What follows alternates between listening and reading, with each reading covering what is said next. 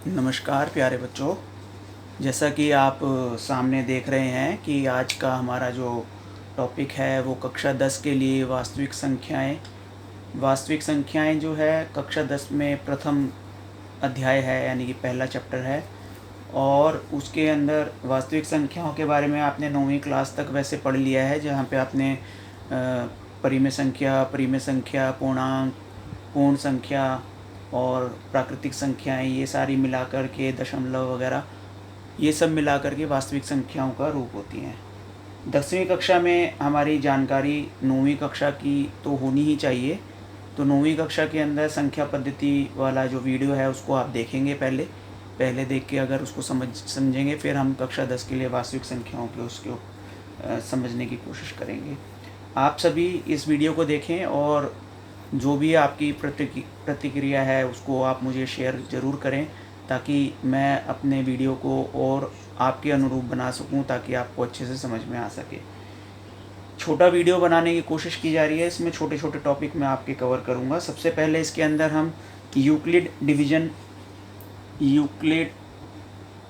विभाजन या विभाजिका प्रमेय,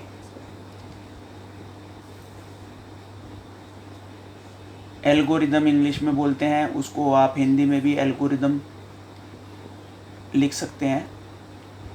पहले इसका मतलब समझेंगे हम। यूक्लिड विभाजन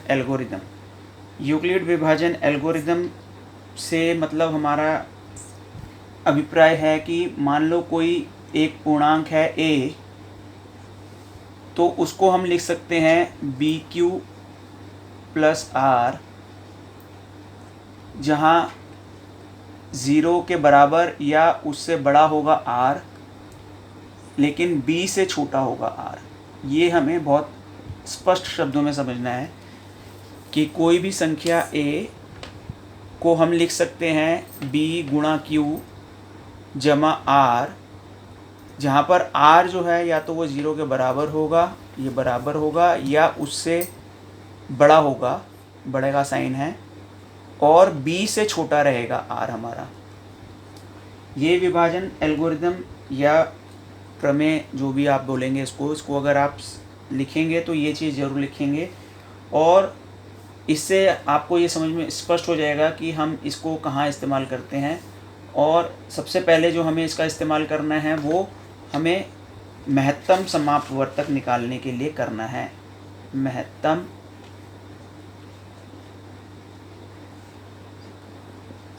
समापवर्तक,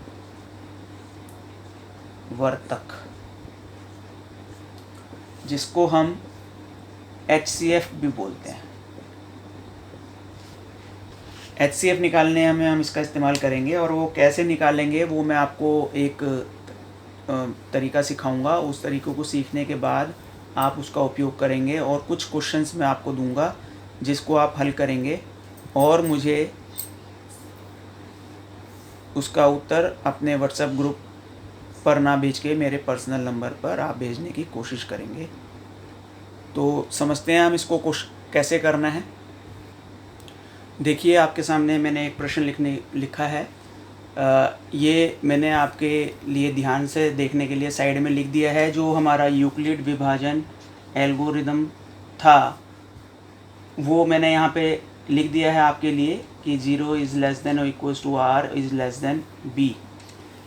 ये चीज़ हमें ध्यान में रखनी है कि A कोई संख्या है जिसको हम लिख सकते हैं BQ प्लस R के रूप में, और R जो है वो B से छोटा होगा, लेकिन 0 से छोटा नहीं होगा, 0 तक हो सकता है। ठीक है, अभी मैं इसको समझाऊंगा। पहले हम इसको करते हैं क्वेश्चन को। 455 और 42 का महत्तम समापवर्त्य ज्ञात करें। 455 और 42 का महत्तम समापवर्त्य ज्ञात करने के लिए हम पहले सीख चुके हैं। जो पहले वाला मेथड है पहले वो सीख लेते हैं, फिर हम जो इस एल्गोरिदम को कैसे इस्तेमाल करेंगे वो समझेंगे।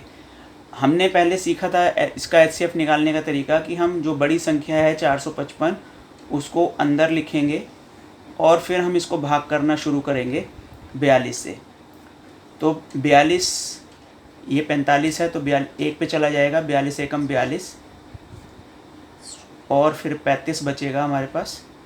अब ये जाएगा नहीं तो ये 0 हो गया, ये मेरा शेषफल बच गया 35। अब मैं इस 35 से भाग करूँगा किसको, 42 को, इसको यहाँ पे ले आऊँगा, ऐसे 42 को ले आऊँगा मैं, 35 से भाग करूँगा। अब फिर ये 1 पे जाएगा, अब मेरे पास बचेगा 7। फिर मैं इस 7 से भाग करूँगा, किसको करूँगा, इस 35 को, 35 यहाँ पे आ जाएगा। अब 7 पंजे 35।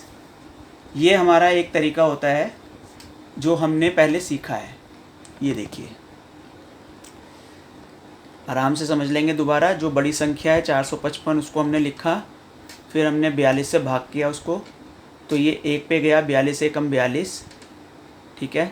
अब 45 में से 42 गया 3, ऊपर से मैं 5 को उतारूँगा, 5 को उतारा तो ये 35 हो गया, 35। अब ये जो जिससे मैंने पहले भाग किया था 42, उसको मैं भाज्य बना दूंगा, 35 मेरा भाजक हो जाएगा। और मैं 35 से 42 को भाग करूंगा तो 1 पर ही जाएगा 35, फिर मैं इसको माइनस करूंगा, माइनस करने के बाद ये 7 आएगा। जब ये 7 हो जाएगा, अब ये जो 35 है ये मेरा भाज्य बन जाएगा और 7 मेरा भाजक बन जाएगा।